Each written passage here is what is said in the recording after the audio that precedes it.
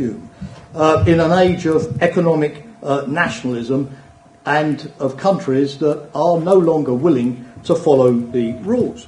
But Europe too, we have, of course, populism, who have just done very well in elections in Austria, in elections in the Czech Republic.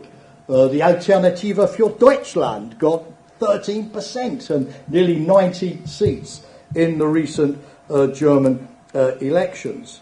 And we also have to wonder, when we look at the European Union, is the enthusiasm for the EU project still there? Is the willingness to extend the European Union to countries like Kosovo or to Macedonia or to other parts, Albania, other parts of the region? Is that faith in the European project still there? President Mitterrand of France, he went to give his last speech to the European Parliament in 1995, and he said, I quote, "What I am asking of you is almost impossible, because it means vanquishing our history. Vanquishing our history. And yet, if we do not overcome our history, you must realise that as a general rule, nationalism means war. Nationalism means war. And yet, that's been our experience in Europe, but we are in danger, if we're not careful, relapsing back into that. And this is a time when Europe asked itself, can we still depend on the United States? Chancellor Merkel of Germany, just before the German election, said the days when we could depend on the United States are over. And she and President Macron have been pushing more European cooperation in defence and security, which is not a bad thing in itself. But we are in danger, both on other sides of the Atlantic, as seeing each other as the adversary at a time when we face enormous challenges in the rest of the world. For example, the return to great power politics. The fact that virtually every domain now, cyberspace, land space, airspace, sea space, is contested, with more and more people interfering in each other's affairs. We live in the age of everybody trying to manipulate everybody else. As Lenin said, famously, Lenin, we think of the anniversary of the Russian Revolution at the moment, what's mine is mine, what's yours is negotiable. When we have the return of great power politics with military power being used to intimidate. We've just had this big Russian exercise, Zapad 17, on the borders of NATO, where Russia clearly has been trying to intimidate us by showing how quickly it can generate power on our borders, at sea, in the air, and on land. We've got contempt for the rules, with President Putin saying, new rules or no rules. New rules or no rules. As if, the current rules are not universal and simply can be changed, like scraps of paper. Or China refusing to obey the International Court of Justice when it comes to building artificial islands in the South China Sea. We've got a collapsing Middle East. We've got a country like Ukraine, which is the victim of day-to-day bullying, 2,000 cyber attacks in the last 6 months. And we've got increasingly evidence that climate change, demographics, food and water shortages are making it impossible for people to live in certain parts of the world, with more and more bad weather, like we've seen the storms, and therefore more people on the move. So, frankly, this is not a good time. This is not a good time for us in the transatlantic community to start breaking away from each other and to start going our own way, or seeing each other as the major threat or major adversary. As Benjamin Franklin put it, either we hang together, or one thing is certain, we will hang. It was a pun on the word hang, you got it? We will hang separately. I agree on that. So we have to work together and not work against each other. And that is why the Euro-Atlantic word is so important. So first of all, what do we need to do? We need to develop a new narrative for our liberal values. We need to do a better job of defending them. When we have populists who question the free market economy or international cooperation, populists who want to put up walls, we need to challenge them on, well, what is your solution? They're good at criticising, they're not very good at offering alternatives. And we need to focus on 4 key tasks, which I will mention very briefly. The first task that we face in NATO is to be able to go back to defence and deterrence. Of course, following the challenge that we face from Russia in Eastern Europe after Russia's annexation of Crimea. And we're doing this. We've put forces in place in the Baltic states and in Poland, also in Romania and the Black Sea region. We are exercising those forces, and we have 23 allies who are currently participating in that presence. We are looking at reinforcing those troops, and we are looking at being able to move them around Europe so that we can face a challenge. This is difficult for NATO because, you know, for the last 25 years we've had peacekeeping operations in Kosovo here, of course, with KFOR, in Bosnia with I4, S4, in Afghanistan with ISAF. These issues have been far away from NATO territory. We've not had to face a major adversary who is challenging our borders or our land. So we have to sort of rediscover some of the reflexes of how to do conventional defence. And many NATO countries are increasing their budgets to acquire those capabilities. But of course, we want to have a dialogue with Russia because it makes no sense to go on a new path of confrontation with Russia. It's in nobody's interest. So the big question for us is how can we use our new military posture to have a dialogue with Russia. We're meeting the Russians in NATO on Thursday, and to gradually have more transparency, more predictability, and to start to reduce the tensions. But it's quite clear that if we do not negotiate from a position of strength, Russia has no incentive to work with us to reduce those tensions. So the first big task is to block and contain Russia's military assertiveness so that Russia understands that there is no alternative but cooperation and dialogue. The second thing that we need to do is to deal better with what we call hybrid warfare. I said a moment ago that what characterises the current age is everybody is trying to manipulate everybody else. Everybody is interfering in other people's affairs. The US elections were a wake-up call in this respect, with hacking of email accounts, fake personalities in the social media, Russia putting 3,000 advertisements on Facebook and on Twitter to influence the campaign. And for us in NATO, this is a wake-up call about the integrity of democratic countries to run their own affairs without being manipulated from the outside by others. You know the main characteristics, ladies and gentlemen, of this. It's the fake news, it's the propaganda, it's RT. You're familiar with Russian TV, RT and Sputnik. RT's motto is question more, question more. What they mean is there is no truth. Stop looking for the truth. It doesn't exist. Your version is just as good as your version. You know, everything is murky, everything is foggy. You know, there is no single answer, which is really to create distrust in institutions, distrust in politicians, distrust in our own media. We have cyber attacks. We have fake humanitarian organisations, fake NGOs, which are not NGOs, they're simply government propaganda agencies.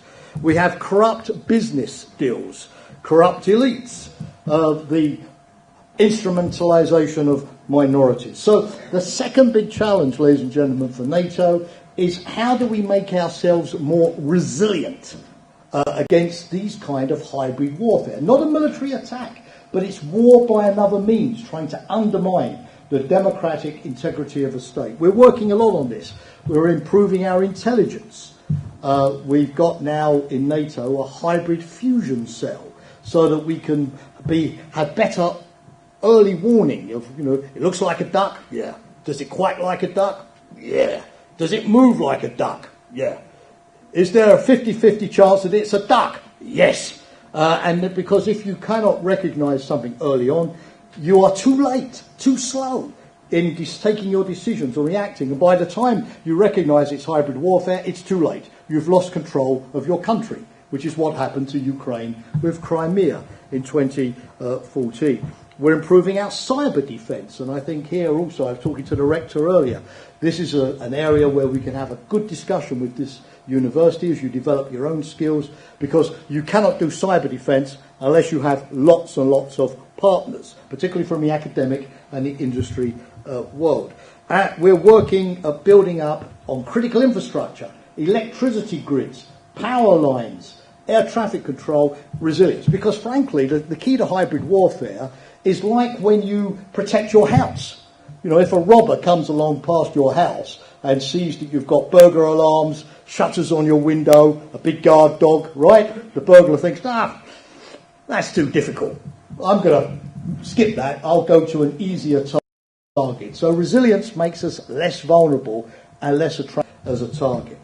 The third thing that we're doing is trying to help the countries in North Africa, the Middle East, who have experienced this terrible meltdown of migrants, the collapse of state institutions, to help these countries get back on their feet. In Tunisia, in Jordan, tomorrow I think also in Libya with the European Union, and to build their capacity. Because if not, they will be attractive for Al-Qaeda, for ISIL, for the jihadist movements, and they will export their problems, like migrants already, to our shores. So our security relies upon stabilising that area. The final challenge is the one that's going to interest you most, because it's this part of the world.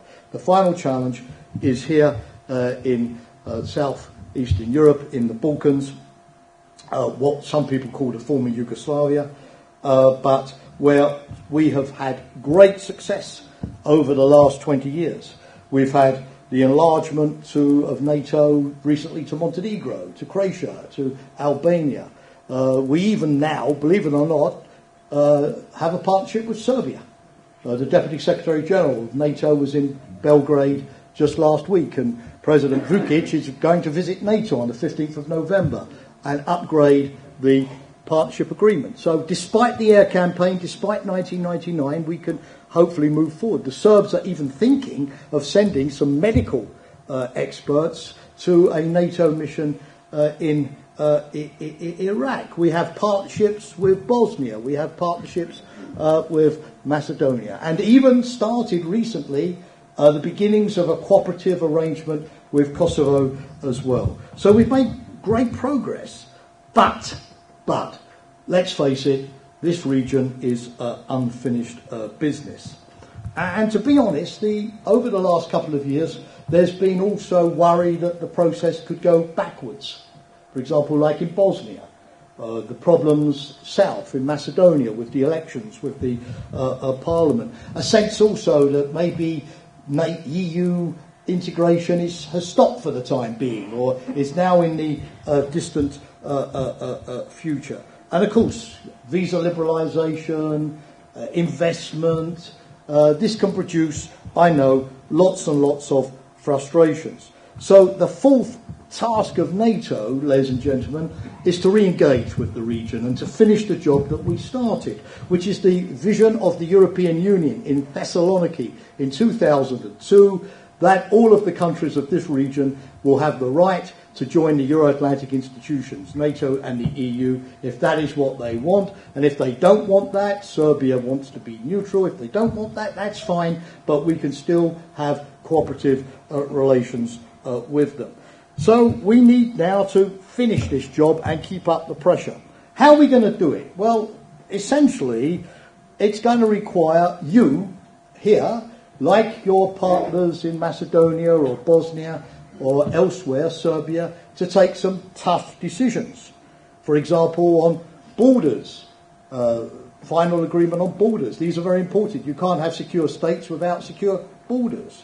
On looking at how you integrate your minorities in your civic and political life.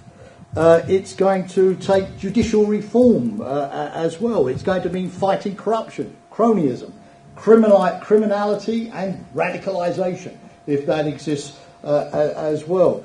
Those are tough decisions. They're not easy domestically. They're not easy in domestic politics. But believe me, the great leaders are the ones who take the tough decisions because they may get a lot of criticism immediately, but in the long run, everybody recognises that was the right thing to do. But if you are willing to take those tough decisions, we, on our side, have got a responsibility to help by delivering on our promises.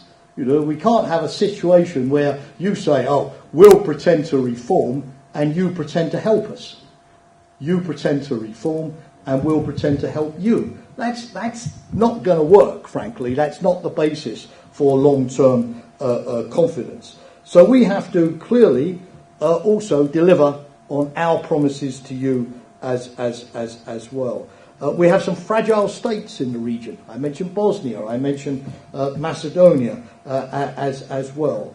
But we have, unlike the rest of the world, many people who support NATO. We have politicians who are willing to help and to work with us. We've got a strong implantation of international organisations. We don't have this in the Middle East or North Africa. We have the presence of NATO in this country with KFOR. So really, if we cannot succeed at integrating the Balkans, I wonder how successful we could be anywhere else in the world. So, conclusion. This is the moment you've all been waiting for. I conclude. Let me just mention a visit by General de Gaulle. General de Gaulle, you remember him? The great French leader. One day he went to Brazil. And he said, very famously said, this country, Brazil, this country has great potential and always will have. Get the joke? This country has great potential and always will have. In other words, it will never achieve the potential. And let us not say this about Kosovo.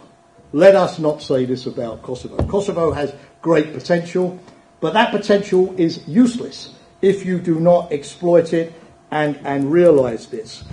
And my sense is that, you know, the future is in your hands. The future is in this room with all these bright, talented young people. And let me just give you an example from history. You go back to 1950, ladies and gentlemen, again, back to the time when NATO was founded. You look at Poland and Ukraine. In 1950, Poland and Ukraine had more or less the same per capita gross domestic product, the same personal wealth. Nigeria had the same personal wealth as South Korea in 1950. Today, guess, how much more personal wealth does the average Pole have vis-a-vis the average Ukrainian? 4 times. How much more personal wealth does the average South Korean have vis-a-vis the average Nigerian? About 20 times. So, what's the secret? Why has one country become so much richer than the others? The answer, ladies and gentlemen, is good government, good strategy, good economic reform, good education system geared to the needs of the modern world, using your people, including the women, of course, extremely important, 50% of the population and 99% of the intelligence. That's the only quotation from my wife that I'm using in my speech this evening. And that's the difference. So the answer lies in your hands. As the Italian nationalist D'Azeglio said in 1866, he said, we have made Italy, now we have to make the Italians. So we have made Kosovo, but now we have to make the successful, inspirational Kosovars. And that's your challenge. But I honestly believe that you can do it. I look forward to playing my very, very modest role in all of that. It was great to defend your human rights. It was a privilege to defend your human rights back in 1999. Greatest privilege of my life to be able to do that and to help you on your way to your future. But the real success story for me is not the beginning of independence, but when that independence is fully realised with your full integration into the Euro-Atlantic institutions. I won't stop working until that day comes, and as I'm not eternal, I need to make sure it happens sooner rather than later. Correct?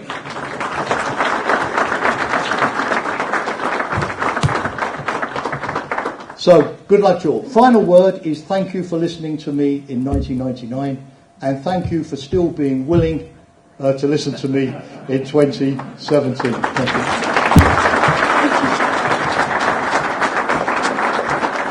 Okay, thanks, Dr. Shia. We are a little bit short of time, so we keep a rhythm, and I invite the Vice Minister of Defense. I hope my pronunciation is correct. Let's say Enver Okshay to take the floor for his intervention. Is correct? Deputy Minister. Just 5 minutes. What I said?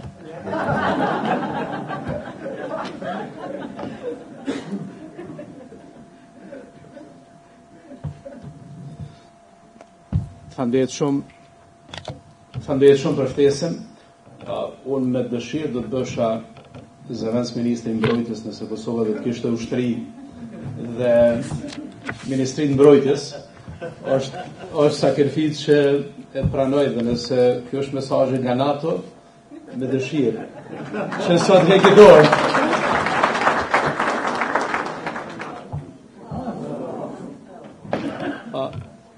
Shumë i nderuar, duke që ndalë.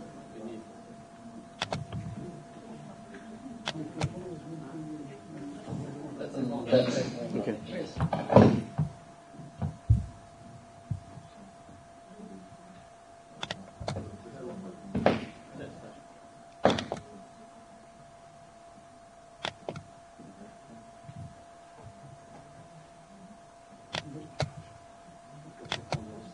Okay.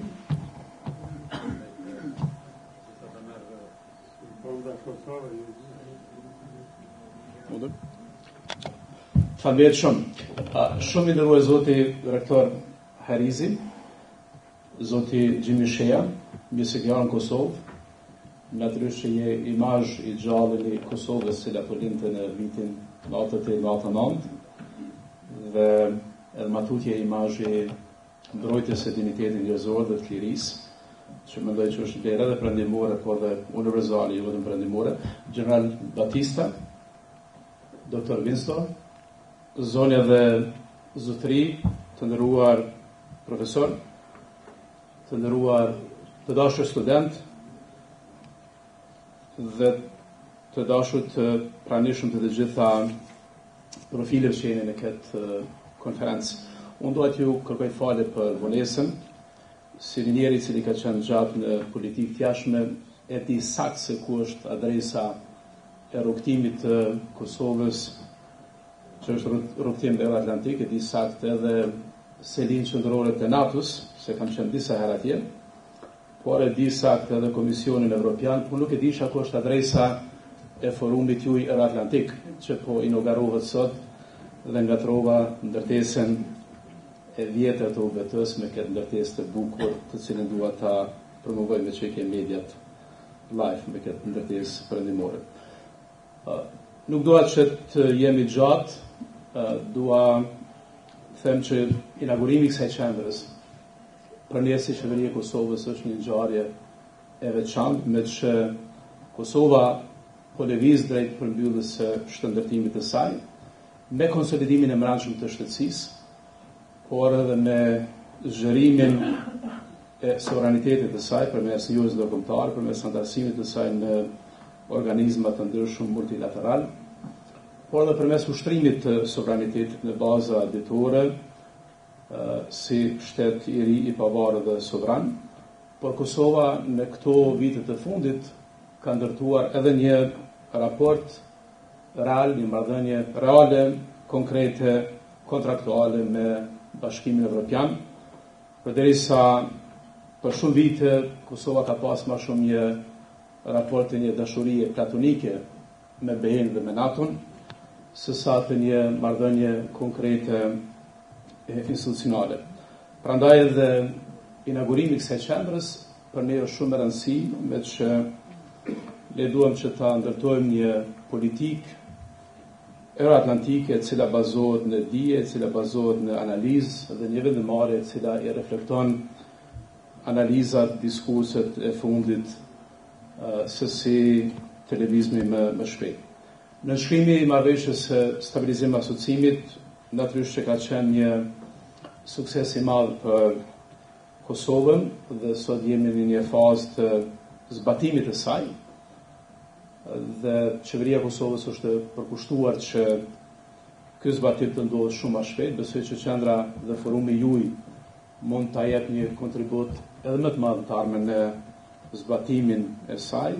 Aktualisht po punojmë në mënyrë intensive që të zbatohet agjenda europiane e reformave dhe besojmë që pas zbatimit të kësaj do të lëvizmi në një fazë të re. Por qëllimi jon si qeveria e Kosovës gjatë këtij mandatit është që të aplikojmë për statusin e kandidatit në atë moment kur ne do duhej ta kemi zbatuar edhe mesan edhe programin ERA. Natyrisht që kjo nuk është vetëm një cak deklarativ, por do të ishte edhe një lloj mundësie që të ndryshohet konteksti i vendeve të BE-s në raport me Kosovën. Ju dini që në atë moment kur ne aplikojmë për statusin e kandidatit, 5 vendet të cilat nuk e kanë Kosovën do duhet të japin një përgjigje se çka nuk kuptojnë me raportin e Kosovës me këto vende dhe me BE-n. Prandaj edhe e shohim si mundësi që gjatë kohës së zbatimit të MBSA-s dhe gjatë aplikimit për status të kandidatit ta shohim një ndryshim të qëndrimit të këtyre vendeve në raport me Kosovën. Sa i takon marrëdhënies tonë me NATO, me që forumi juaj është forum që ka fokus të ardhmen euroatlantike apo studimet euroatlantike, Kosova është një vend ku ne në mënyrë jo vetëm deklarative, po dhe jemi të përkushtuar si shtet dhe shoqëri që ta kemi edhe Kosovën në NATO, po dhe NATO në Kosovë. Antarësimi jo në NATO nuk përjashton dëshirën tonë që KFOR-i të largohet. Kjo është një mision i cili është çdo herë i mirëseardhur në Kosovë dhe duam që ta shohim të tillë. Por në krahasim me raportin tonë me Bashkimin Evropian, Kosova nuk ka një marrëdhënie kontraktuale me NATO, ne kemi një fazë të interaction të ndërveprimit ku parashihet një platformë e mirë bashkëpunimit mes NATO-s, FSK-s dhe Ministrisë së FSK-s, po shpresojmë që në të ardhmen të afërt do të lëvizmi që të krijojmë një raport të ri kontraktual me NATO. Arsyeja pse deri më tash nuk kemi arritur që ta kemi me NATO as siç çfarë kemi me Bashkimin Evropian, ka të bëjë me një rrethon të brendshme dhe rrethona brendshme më shumë i referohet mos ndryshimit të kushtetutës dhe mos themelimit të forcave të armatosura të Kosovës, një proces i cili edhe në përvojën time personale ka zgjatur më shumë se sa do ta pritshëm. Dikon në fund të vitit 2006 dhe në fillim të vitit 2007, gjatë negociatave në Vjenë ku kam qenë pjesë e këtij procesit, ne kemi kuptuar që një Kosovë pavarur do të ketë një ushtri të Kosovës, po kjo ushtri të Kosovës mund të fillon nga mesi i vitit 2013. Edhe po të merrej vendimi sot që FSK-ja të transformohet në forcat armatosura të Kosovës, do duhen 10 vite sipas një studimi që është bërë në bashkëpunim me partnerët amerikanë që ta kemi një ushtri të plotë. Mirë po, blokada ky proces është bllokuar ose është kurzuar nga votat e komunitetit serb. Ne do të ndjekim maksimalisht që me kolegët tanë në parlamentin serb dhe me serbët që jetojnë në Kosovë ta kemi një dialog të mirëfillt që shpjegojmë domosdoshmërinë e themelimit të forcave të armatosura të Kosovës. Sigurisht se për neve është e papranueshme që vota tyre në kuvend të Kosovës të shndrohet në një veto të dyfisht të Serbisë në raport me themelimin e ushtrisë së ardhshme të Kosovës. Ky është një qëndrim ndaj të cilit ne qëndrojmë dhe ky është një qëndrim ndaj të cilit besoj që edhe në të ardhmen do të kemi një qasje më të plotëse si të qasmi. Përtej rrethanës së mbrojtshme, ka një rrethanë të jashtme ku 4 vendet jo si që janë shtetë anëtare të NATO-s, të 4 janë po ashtu shtetë anëtare të BE-s, kanë qenë më të hapura, më fleksibile, më mbështetëse, që ne të ndërtojmë një marrëdhënie kontraktuale me Bashkimin Evropian përmes nënshkrimit të MSA-s, janë shumë rigjide, janë shumë të mbyllura dhe kanë shumë paragjykime kur vjen fjala se takon krijimit të një raporti të ri mes Kosovës dhe NATO-s. Po këto janë ato sfidat reale të cilat e kanë përcjellë Kosovën. Përtej kësaj, ne shohim progresin tonë Kosovës si një progres të rëndësishëm, po dhe rajoni ka bërë një progres të rëndësishëm në këto 10 vitet e fundit. Vendet e ndryshme të rajonit gjenden në fazat të ndryshme të integrimit euroatlantik. Disa vende kanë hap negociatat për antarësim, disa të tjera kanë statusin e kandidatit, përderisa Kosova dhe Bosnia janë dy vende të cilat janë në tutje në fazën e MSA-s, sepse Bosnia ka aplikuar për status të kandidatit, por në përmbajtje dhe në formë është pothuajse në një raport të njëjtë sikur se Kosova me Bashkimin Evropian. Zakonisht përkushtimi jo euroatlantik është objektivi politikës të jashtme, por është në një farë forme edhe politikë e brendshme. Gati ne jetojmë në një kohë ku nuk ka ndonjë dallim mes asaj se çfarë është më politikë e jashtme dhe çfarë është politikë e brendshme. Përtej kësaj, një situatë të re të cilën e kemë në rajon në këto 3-4 vite të fundit, po ndoshta edhe më shumë se sa 3-4 vite, mund të themi një dekadë, që sot pothuajse është e gabuar të pretendohet që rajoni ka vetëm të ardhmë euroatlantike. Natyrisht ka të ardhmë euroatlantike, por rajoni, sidomos nga marsi i vitit 2014, e deri më sot nuk ka qenë asnjëherë më shumë se sa këto 3 vitet e fundit i ekspozuar ndaj kërcënimeve globale. Me fjalë të tjera, pas rënies së komunizmit, ne asnjëherë s'e kemi parë rajonin si një lloj shahu geopolitik, si një geopolitical chessboard, ku kërcënimi i parë real geopolitik është Rusia, e cila përdor të gjitha mjetet politike,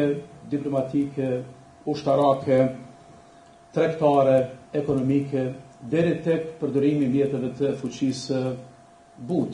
Dhe kur flas për fuqinë e but, e mendoj edhe vizitën e listës serbe në Moskë para disa ditësh, po dhe dhëna më të plota të cilat ne kemi se çfarë po ndodh në raportet Serbi-Rusi edhe raportet e disa vendeve të rajonit me Rusin.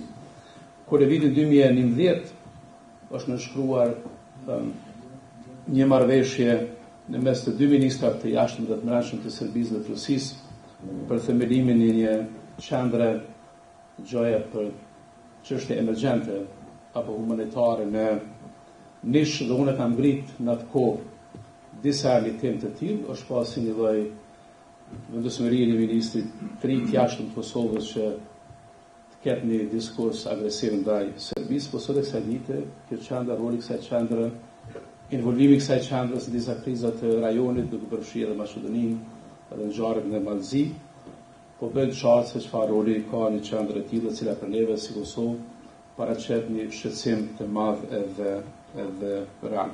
Një kërcënim tjetër i dytë, i cili është shumë serioz, është ekstremizmi i dhunshëm dhe islami politik.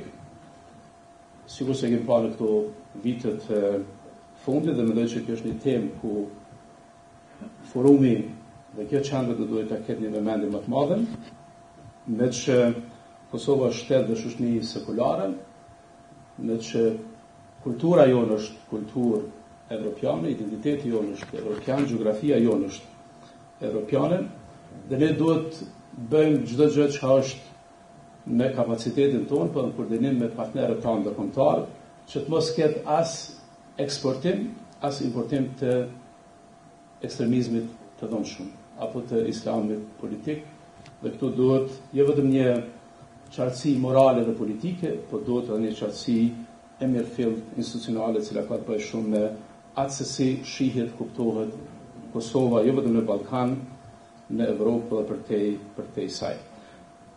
Zot direktor, dua që t'ju uroj sukses në punën e këtij forumi.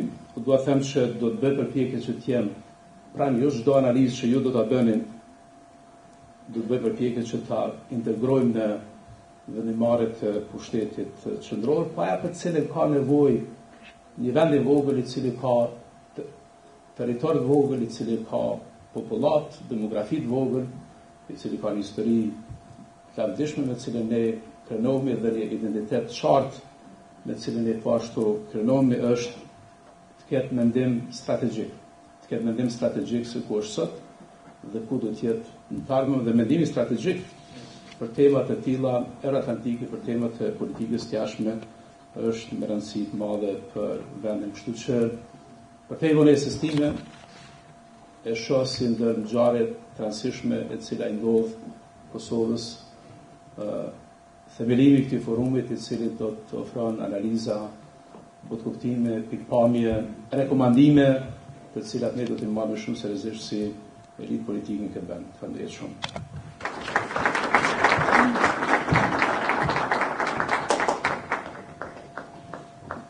Thanks a lot. Now we have a little bit rush on the time, and I kindly ask Dr. Smith-Windsor to stay in 10 minutes intervention. As you know, Dr. Smith-Windsor was a former director of the Canadian Minister of Defense, and after he attended, he was faculty advisor, deputy chief of the research at the Naval Defense College. Brooke, the floor is yours.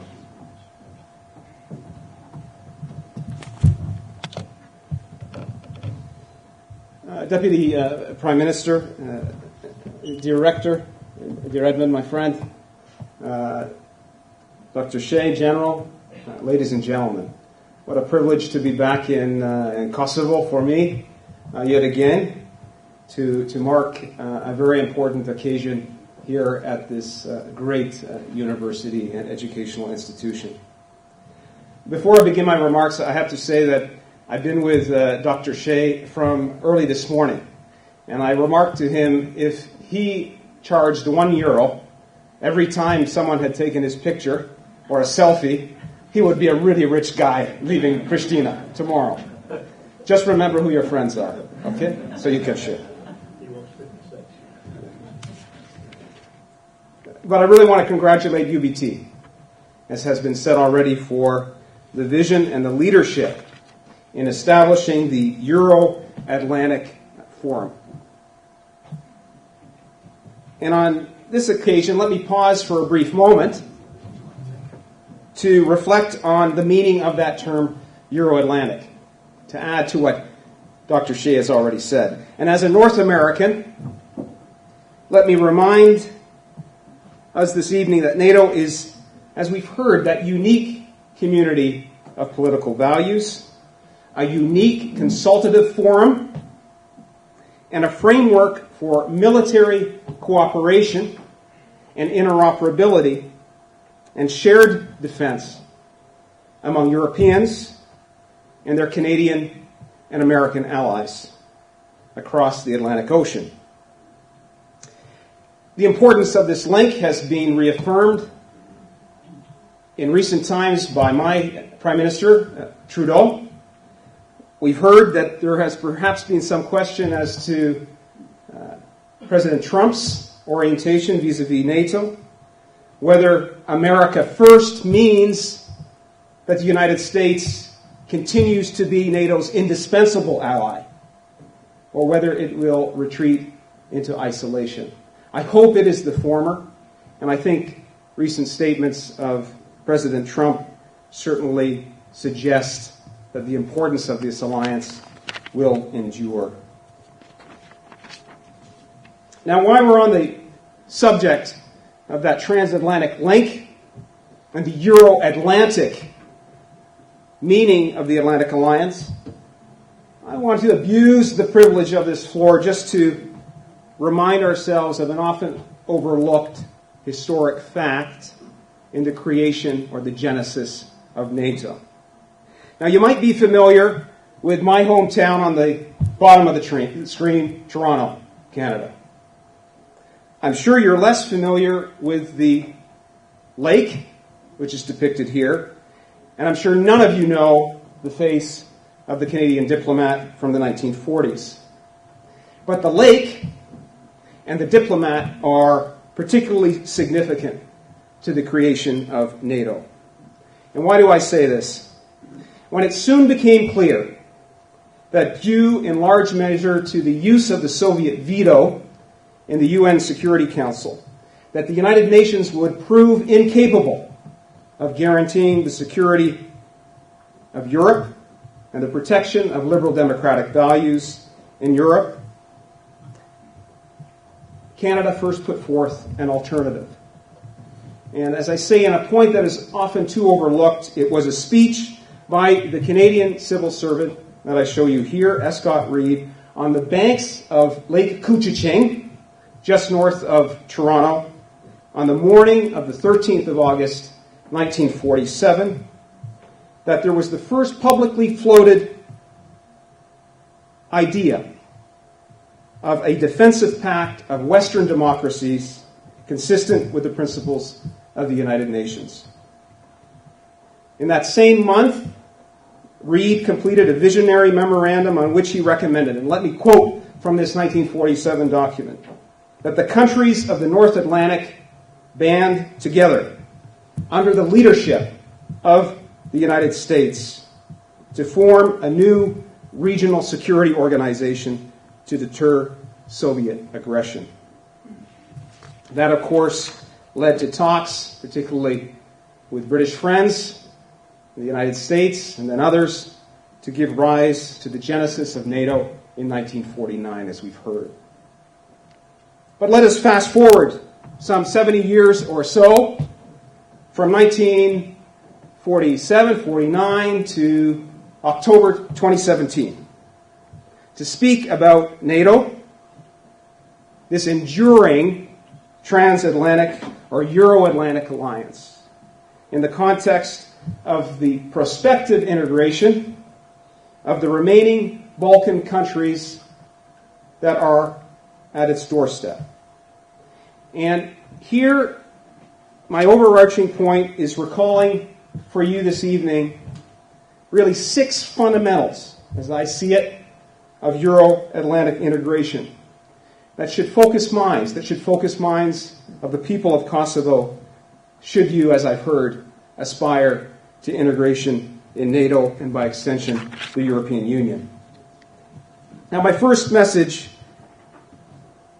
must be that when it comes to NATO enlargement, and we've just heard that Montenegro, as you know, the 29th newest member, that NATO has never been and will never be the demandeur.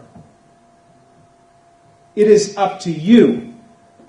It is up to your nation, your own free will, to decide whether or not you see value in NATO membership and whether you wish to embark on that path. And under international law, and I know there's some lawyers in the room, you have every right to do so. And I recall for you the Helsinki Final Act, Article 4, that states very clearly that within the framework of international law, states have the right to belong or not to belong to international organizations, to be or not to be party to bilateral or multilateral treaties. And this message of free will to jump or to leap into the NATO family, as I depict in the slide here, is not a trivial one, ladies and gentlemen.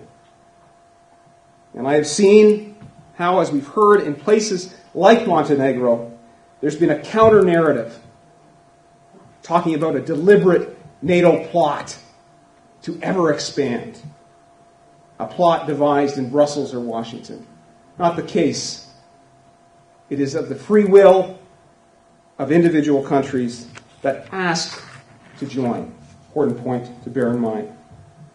Second, when it comes to the value of NATO membership, atop our list, I would suggest, is that often unspoken, yet ever important NATO role of continental pacifier, with the denationalization of defense policy making that it entails. Anybody know who this good-looking gentleman is on the screen? Well, it's the 18th century philosopher Immanuel Kant. And why in Pristina, on an evening here in October 2017, do I recall his memory? I do so because NATO's enlargement has dramatically changed Europe's political landscape. It has contributed to the transformation of Europe in a Kantian way. Over the course of half a century, European states have created a kind of Kantian postmodern Pacific Union. This is the idea, as he put forth in his very important text, Perpetual Peace, that democracies do not fight one another. And I think we've seen very recently Kosovo's assertion of its democratic path and its democratic credentials with the recent elections that you've just experienced on Sunday.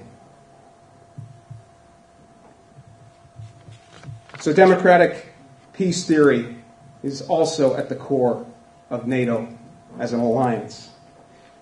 You've seen me, you've had a teaser already. I've shown you this slide, but in essence, what the message of Kant is that through the assertion of democracy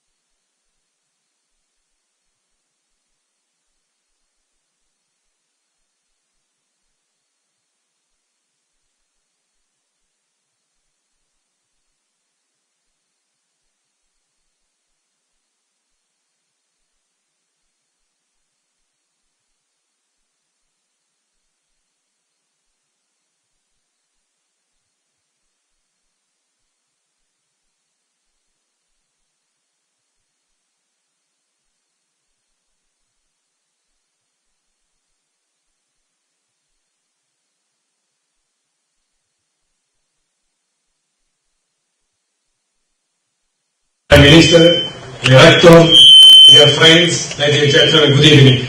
I ask you only to pay attention for no more than 10-12 minutes. I will try to explain my 83 slide in a very quick way.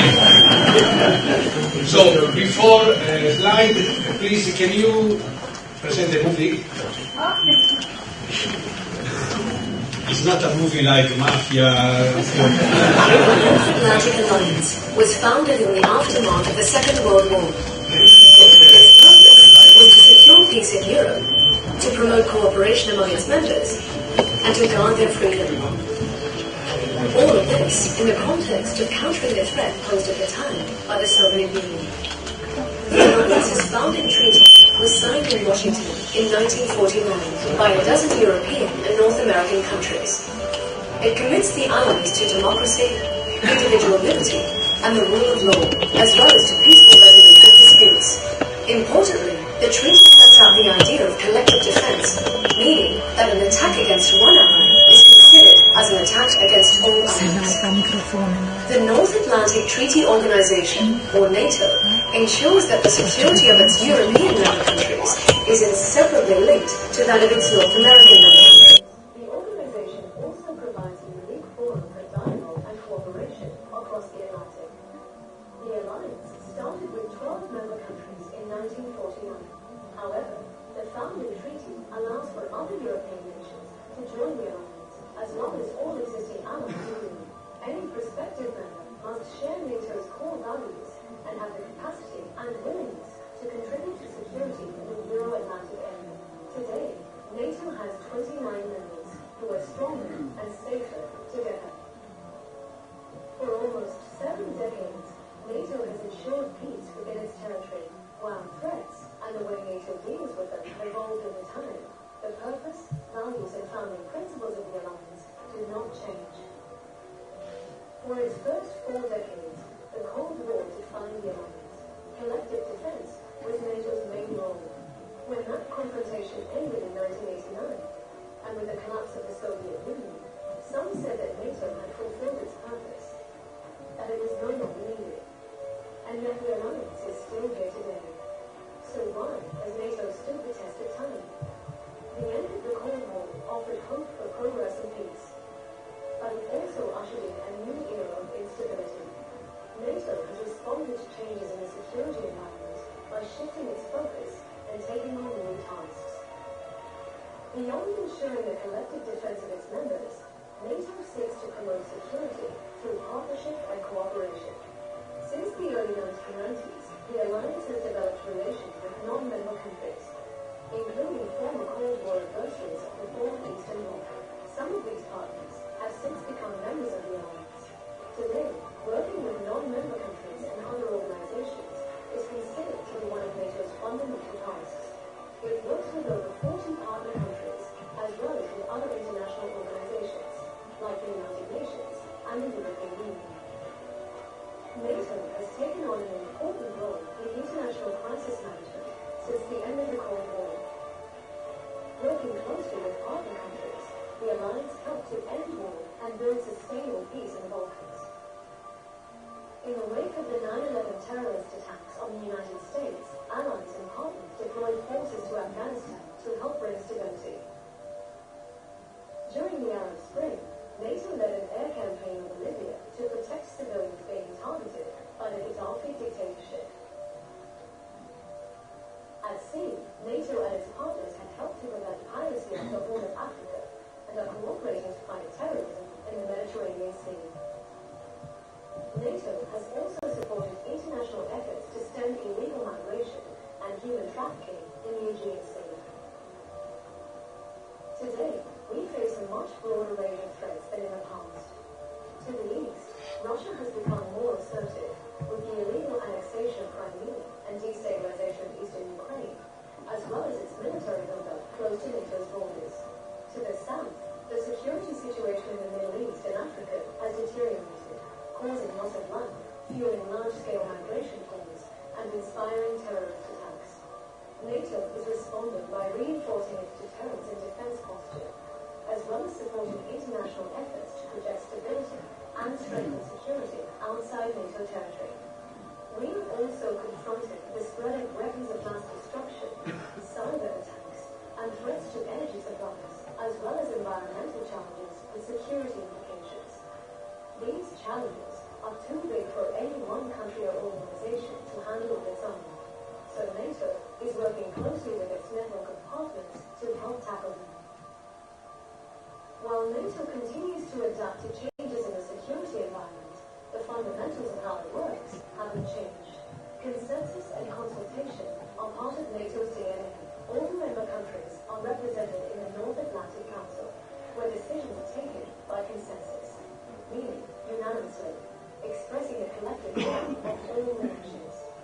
There is no NATO army. National forces are under national command. When called upon, allied nations volunteer their troops, equipment, or other capabilities to NATO-led operations and exercises. Each member state pays for its own armed forces and covers the costs of deploying its forces. But together, the allies get a lot more security for a lot less cost than they would if they had to do it alone. Each member contributes a small percentage of its national defense budget to NATO.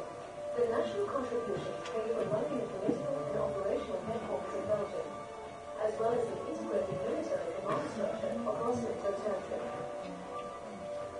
They also cover some of the costs of shared military capabilities, systems and facilities needed for communication, command and control, or for logistical support to NATO operations. Other multinational capability projects are funded by groups of allies. Thanks to years of joint planning, exercises and deployments, soldiers from different nations can work well together when the need arises. Working together, the allies are stronger.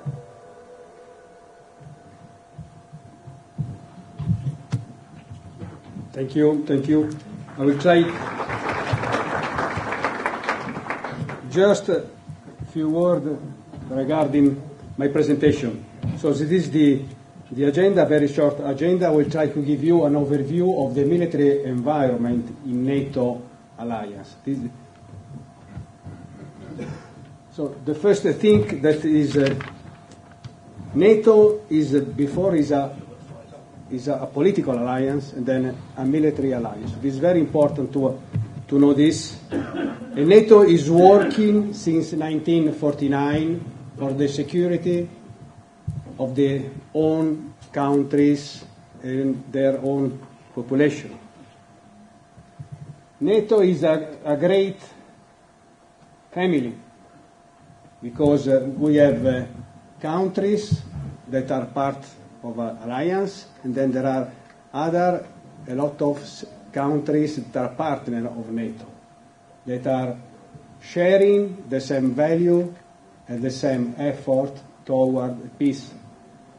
I would like just before to move on, I would like to thank Dr. Scheer because you stated that in 1866 we make Italy, and then at that time we start to make Italians. But we are again on the step to make Italians, because we are trying to make Italians, because it is a long process after over 1 century. Just a few words regarding the NATO military engagement. So, as I said before, is a political alliance where one nation, one vote. This is very important. One nation, one vote. Also, Iceland that doesn't have army in military aspect has the power of one vote. So this is very important because this is democracy. In these 29 countries plus partner in Afghanistan, there were soldiers coming from 51 countries across the world. 51 countries. So there is the need of a coexistence of different cultures. Of course, the predominant one is the Anglo-Saxon one. Sometimes there are colleagues from United States or from Canada or from Great Britain that believe that all the people in the world are speaking English. So this is a great problem. Then there is a strong presence of civilian within NATO military environment. So this is very important because we can exchange military experience with the civilian experience in the same environment. So it's very important. Of course, NATO is also an arena of different agendas, of different interests, national one, armed forces, and so on.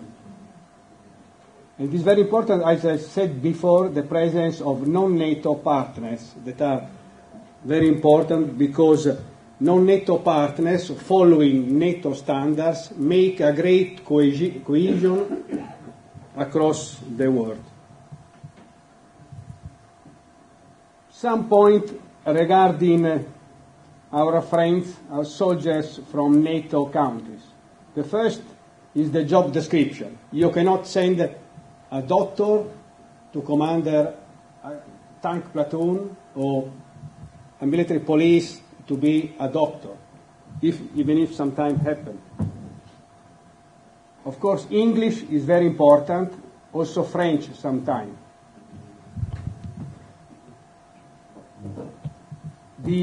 Every army must knowledge doctrine and procedures, both NATO and national one, because it's very important for soldiers to understand each other. Because soldiers are men and women with a few words but a lot of facts. It's very important, as my friend on the other part of the ocean state, the capacity to adapt at the situation. Then NATO countries must share common value and must be able to have the same understanding of operation, even if different background sometimes can give a different approach to the same problem. You can think in 51 countries the difference when we speak the value of a human being, from west to eastern, from northern to south. There is the same word, the same aspect may have very, very different approach. And then stereotype to overcome. Probably you all know at least 3 stereotypes of the Italians. I can give you more than 3, at least 6. Pizza, mandolino, and spaghetti. But I believe that you like pizza because in this main road I've seen a lot of pizzerias. So I don't know if all pizzerias are running by Italians. Probably are running by Kosovo. But I know also that Italy is the country of supercar, is the country of managing, is the country of football and fashion. So the key aspect of NATO military environment is the interoperability. Interoperability that is made on rules of living together, standardization, cooperation, human dimension. The first one is respect for others. This is very important. No one is more important than the other because he has a great army if you compare to another country. It is very important, the respect for others. Knowledge of basic staff role, because we need to work all together and to understand soon, because if there will be a problem or misunderstandings, this can provoke a problem on the field and on the ground. Personal appearance and self-discipline. Of course, physical fitness for soldiers is one of the basic rules, and respect of timing and deadline. You know that in Italy, especially in Rome, the country of my friend, is normal to say, we have a rendezvous Our time, 8:15, because there is no way in Rome to have a rendezvous in the precise time. Standardization, as I said before, is very important because in the field or in an office or in a HQ, there will be officers and CEOs and soldiers, men and women, working and speaking with the same procedure. So it's very important to know before this one. That means sharing common doctrine and procedures, that is able to enhance the alliance operational, improve efficiency, and the standardization is good for prepare personnel, soldiers, to operate in a multinational environment, because NATO is a multinational environment. Moving on, cooperation. Sorry for the color. Cooperation starts with the education. That means to know the basic rules, concept, doctrine, practice, and teaching procedures. Remember, generally speaking, that education is the powerful mass weapons for population. Education is more important than weapons, in my personal and humble experience. Then training.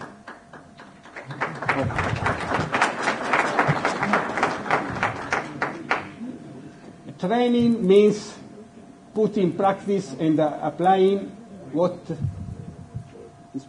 we learn in education. And then exercise. That means testing on the field, the training, that is very important. But another very important aspect is the human dimension. Because NATO, as my friend Mr. Brook stated again, is composed of men and women without any problem for color, for religion, for ethnic provenance and so on. Men and women that are always on the same level, always equal. There is no problem. The only important thing is to respect the rank, the appointment of the staff position.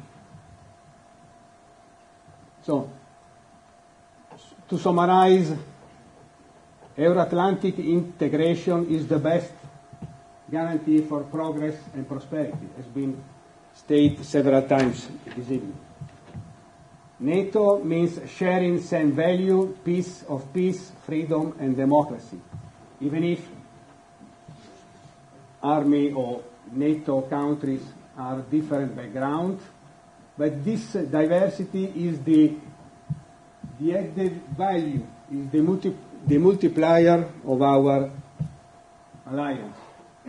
Military and civilians are able to work together without problems. And at the end, must be respect the rules of game. This is very important.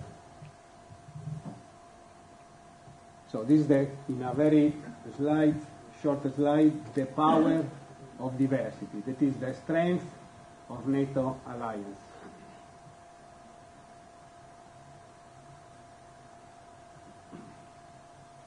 And today, there are countries that only 100 years ago were fighting each other. 100 years ago, in the same day, at that time, the Germany and the Austrian-Hungarian Empire were attacking Italian line during the First World War, and we suffered a large debacle in that period. But now, with Germans and Austrian and Hungarian, we are close friends, we are allied, we are facing the same threat that is the international terrorism. So, I'd like to thank you for your attention, and I pass the floor to... Okay, thanks a lot, General. Okay, the topic of today's conference was a subject for an essay competition. Among students of UBT, but no blood was on the floor, I was sure. And the question was, we were asked why Kosovo needs to join EU and NATO. It was a committee of professors. Some of the students paid more money or more coffee to the professor, I know. But at the end of the day, my task is to invite the winning essay of the student is Adam Ramadani. And please take the floor to give a little speech, and I want a coffee as well.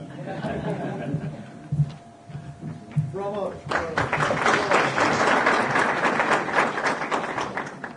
Përshëndetje për gjithë, i nderuar rektor i universitetit, i nderuar zoti Shi, i nderuar zoti kryeministër që i ku po të ka zëvendësi i di, nderuar pjesëmarrës, ndihemi emocionuar sot që para sjellë një esej, cilën unë kam punuar në kodër të konkursit të UBT-s në lidhje me temën e ardhmja atlantike e Kosovës, si student i vitit 3 në juridik në institucionin arsimor të UBT-s.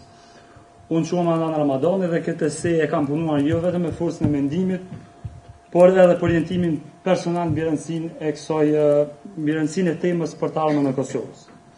Eseja përmbon zhvillimin historik të bashkëpunimit të kombëve, sidomos pas luftës dytë botërore, dhe efekteve që janë konstatuar pas krijimit të strukturave binacionale në nivel ndërkombëtar dhe global. Do të thotë këto struktura të Bashkimit Evropian pas luftës dytë botërore kanë sjellë do të thotë një progres që shtetet do të thotë kanë kuptuar se vetëm gjatë luftës botërore, gjatë luftës dytë botërore vetëm kanë luftuar ndërmjet vetë dhe dëmi ka qenë shumë i madh dhe për këtë arsye do të janë futur në bashkëpunim që ne sot dëshirojmë si vend i pavarur që të jemi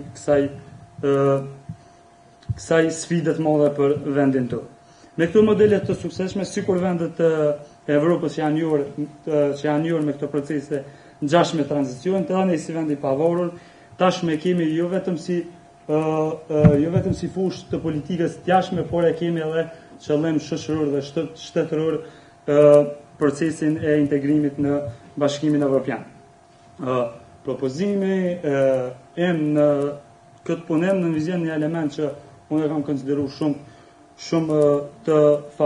shumë të domosdoshëm, të thotë që lidhet pikërisht me njërin që i përmendi zëvendës kryeministri, njërin e 5 vendeve anëtare të Kombeve të Bashkuara, për arsye që vendimet të cilat mirën në Këshillin Evropian dhe në Këshillin Evropian janë vendime ndërstrukturore qeveritare dhe ato të thotë janë një element i shumë të rëndësishëm dhe kanë të bëjnë direkt me të ardhmen tonë në Bashkimin Evropian. Duke ju falendëruar që na jap mundësinë edhe neve si student të konkretizojmë të menduarit tonë kritik që të kryejmë gjatë studimeve që kryejmë, shpejt edhe një herë falenderojm dhe vlerësimin e gjithë Kosovës për rolin që zoti Mr. Shi gave us in our history, në historinë tonë. Kështu që ju falenderoj për këtë problem.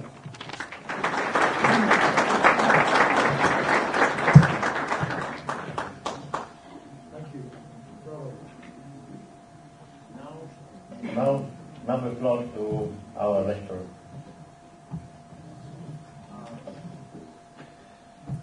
Mund ta shfrytëzoj këtë pjesë të fazë për pjesën e dytë.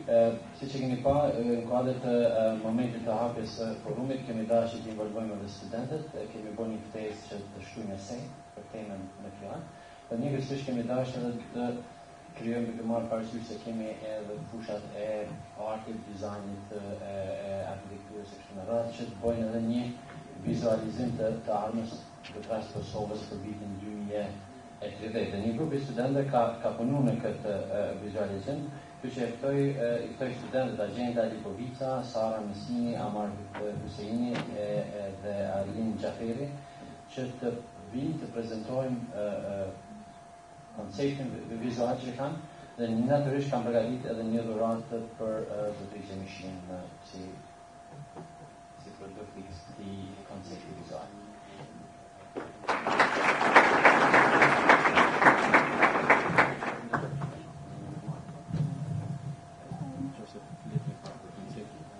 Ja, this concept, in this drawing, we actually wanted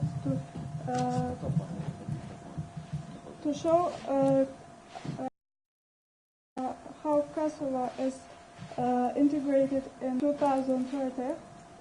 So these stars are about how it will integrate in the European Union, and this is the knowledge that it will contribute, and also the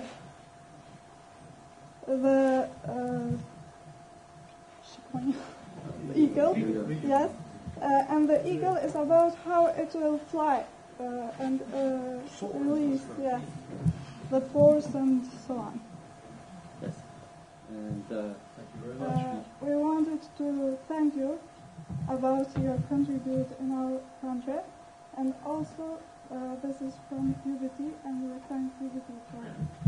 Thank you very much. Thank you very much.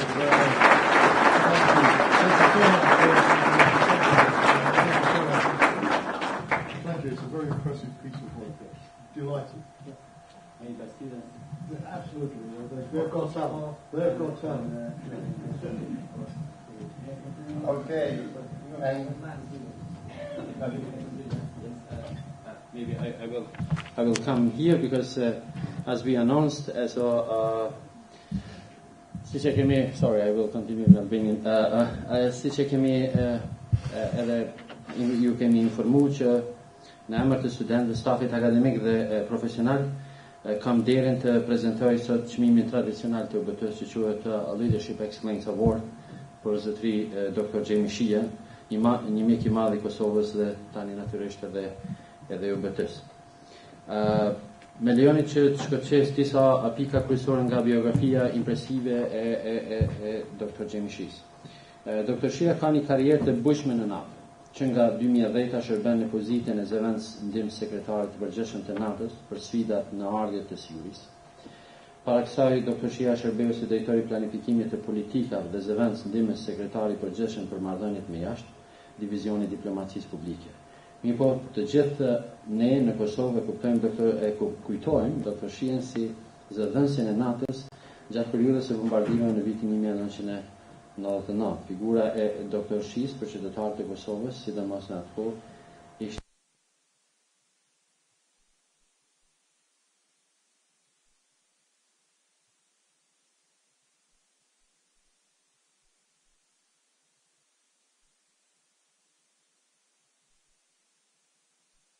në Bruxelles të Universitetit të Kentit, si dhe profesor I asosuar I marrëdhënieve ndërkombëtare në Universitetin Amerikan në Washington. Dr. Shia është antar I bordit krishteror për programet e sigurisë dhe mbrojtjes në kuadër të Chatham House, si dhe antar I Këshillit të Politika për Forumin Ekonomik Botror në Gjenevë. Sot dëshirojmë që biografinë e Dr. Shias të shtojmë edhe këçme.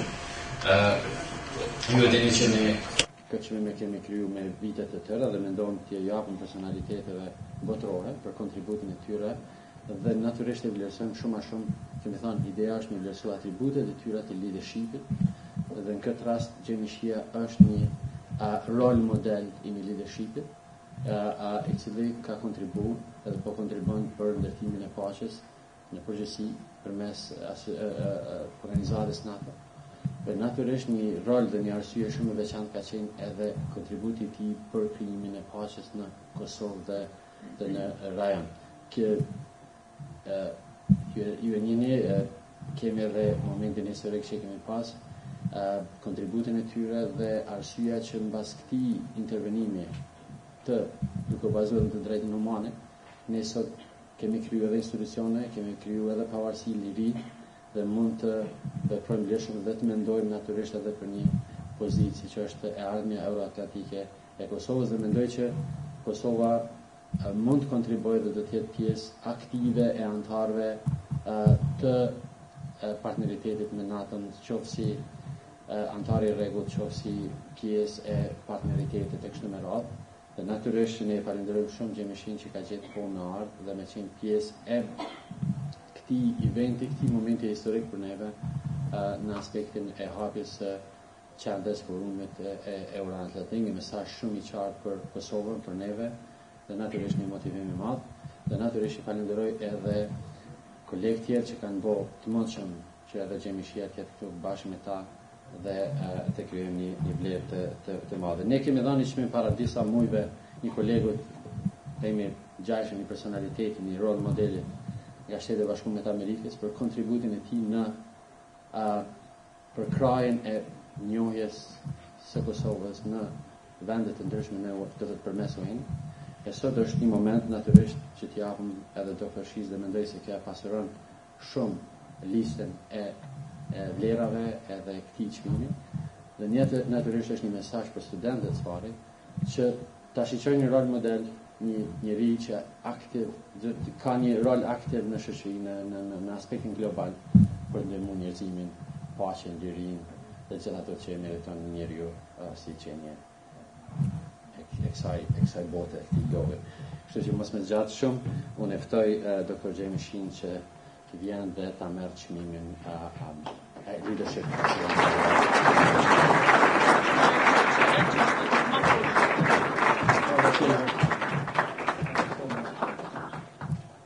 Thank you. Thank you very much. So it's very The first time it was an experience as a role model for all how should be a leader, how should be a person. Thank you for today and the future. Allow me, Rector, just to say thank you so much. I really don't deserve this, truthfully, because I just happened to be the NATO spokesman in 1999 when the air campaign started, and anybody who would not have accepted to make the case for the human rights of Kosovars and to get the Serb forces to stop the persecution, anybody who had refused to make that case would have been less than a human being. It just fell on me. Thank you. Thank you very much.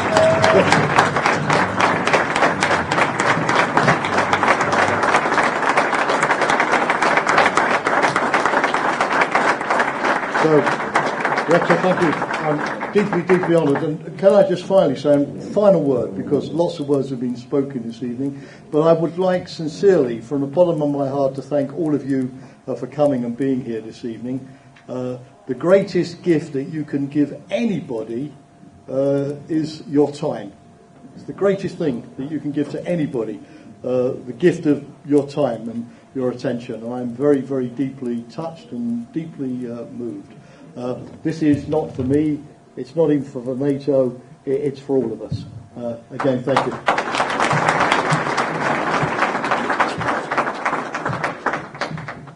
Okay, it was planned some conclusion, but because of this speech of Dr. Shia, I don't want to put any time between you and the cocktail, so I invite all of you to join the cocktail together. Have a good evening.